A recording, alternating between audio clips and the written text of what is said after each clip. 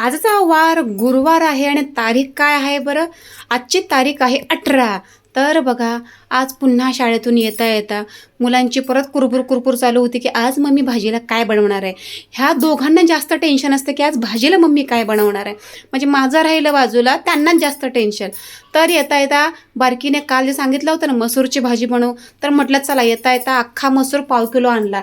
तो काय लगेच भिजतो झटपट व्हायलाही काय हरकत नाही. आल्या आल्या पटकन 1 तासभर भिजायला ठेवला. चहा वगैरे झाला, नाश्ता झाला, सगळं झालं. तोपर्यंत सगळं भिजून झालं आणि चिमूची ड्रॉइंगही झाली होती रिक्षाचे, कारण उद्या तिचा उपक्रम होता. तर म्हटलं चला पटकन मसूरची भाजी बनवून घेऊया. झालेलं आहे भिजून.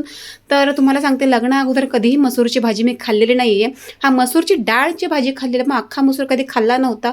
कारण आमच्या घरात नेहमी मटकीची भाजी, अख्ख्या मुगाची भाजी असायची, पण मसूरची भाजी कधी नव्हती. आणि लग्नानंतरही नवराही माझा काही कडधान्य खाण्यात हौशी नसल्यामुळे नंतर हे काय कधी खाल्ली नाही. पण मुलांमुळे ह्या सगळ्या भाज्या मला खायला मिळतात. माझ्या मुलांना कडधान्य खूप जास्त आवडतात. सो छोटीला मोठीला दोघींना तर त्या निमित्ताने का होईना मसूरची भाजी घरात चालू झाली. आणि तुम्हाला सांगते, मसूरची भाजी ही चिकनला तोड आहे.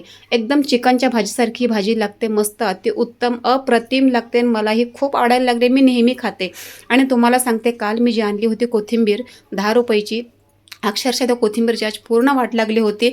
कारण तुम्हाला सांगते, अक्षरशः एवढी गरमी होती ना आज, पावसाळा कुठे गायब झाला ते समजलं नाही. खूप गरम होत होतं आणि त्यामध्ये ती माझी भाजी अक्षरशः अर्धी किरवंजली, पाणी पाणी झालं. तरी म्हटलं त्यातली जेवढी निघेल तेवढी निघेल, तरी 2 भाजीपुरती ती कोथिंबीर निघेल असं मला वाटलं होतं. तर मी साईडला पहिले काढून ठेवली. नंतर म्हटलं शेवट टाकेन आणि मस्त असा कांदा बिंदा चिरून घेतलं. मस्त अशी मसूरची भाजी बनवायला घेतली. आणि तुम्हाला सांगते बरं, राशनचा तांदूळ खायला भरपूर लोकांना लाज वाटते. जेव्हा चर्चा होतात तेव्हा निघतं तोंडातून की हां आम्ही खातो राशनचा तांदूळ. तेव्हा म्हणतात अय्या, आमच्या तर बाई नरड्याखालीच नाही उतरत राशनचा तांदूळ. आमच्याही नव्हता उतरत. पण मला आमटीला, कधी कधी पुरणपोळी केल्यावर आधीमध्ये मला राशनचा भात आवडतं. कारण सुरुवातीपासून आम्ही खात आलेलो आहोत आणि चांगला तांदूळही आम्ही 25 किलो भरायचो. पण नेहमी मलाही सांगायला तर आवडत नाही की प्रॉब्लेम्समुळे हे सगळ्या गोष्टी करणं अशक्य होतं आहे. त्यामुळे जे आहे त्यात ॲडजस्ट करणं सगळ्यात जास्त महत्त्वाचं आहे.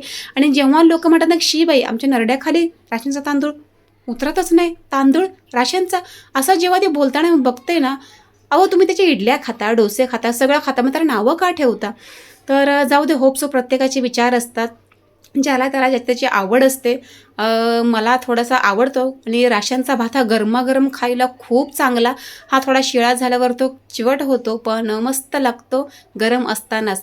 तर अशी मसूरची भाजी मी बनवली आणि सरिताच ताईंनी सांगितल्या पद्धतीने या मसूरच्या भाजीमध्ये सुरुवातीला फोडणी मारताना बरं मी सोडा टाकला होता बरं चिमटभर.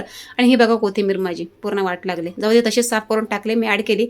आणि मस्त अशी माझी मसूरची भाजी आणि मस्त असा वाफाळलेला भात. तर चला मंडळी, मी खायला घेते. तुम्हीसुद्धा बनवून बघितलेलंच असेल, तुम्हालासुद्धा याची चव माहितीच असेल. तर मस्त अशी रबरबीत झणझणीत अशी मसूरची भाजी आणि शिळी चपाती आहे बरं. चपाती काय सॉरी ताजी नाही आहे. तर शिळी चपातीसोबतच मी खाणार आहे, कारण ती टाकून देऊ शकत नाही, सकाळची शिल्लक आहे, डब्याची होती. तर मी खाते, एन्जॉय करते. सो तुम्हीही खा, प्या, मस्त मजेत राहा, सुखात राहा, आनंदात राहा. So bye and take care.